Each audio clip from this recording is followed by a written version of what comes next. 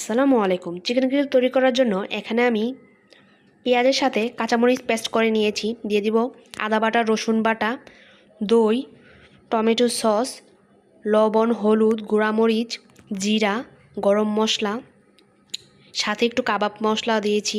লেবু দিয়ে ভালো করে মিশিয়ে নিচ্ছি। মিশিয়ে নেওয়ার পর মশলাগুলো দিয়ে ভালো করে মাংস ম্যারিনেট করে নেব। আমি ম্যারিনেট করে আধা ঘন্টার জন্য রেখে দিয়েছিলাম। আপনারা চাইলে 4 থেকে 5 ঘন্টাও ফ্রিজে রাখতে পারেন। এখানে আমি একটু দিয়ে দিচ্ছি তেঁতুলের আচার। ভালো করে মেশানোর পর আধা ঘন্টা পর একটা প্যানে সবগুলো মাংস দিয়ে ভেজে নেব। চুলার আঁচটা মাঝারি আঁচে রাখবো। দেখুন এক পর্যায়ে পানি ভেসে উঠবে। আলাদা পানি দিতে হবে না সিদ্ধ করার জন্য। এক পর্যায়ে পানিটা কমে আসবে।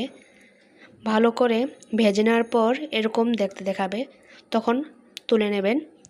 আরেকটি প্যানে আমি তেল দিয়ে যে মশলাটা ছিল ওইটা আমি ভালো করে ভেজে নিচ্ছি।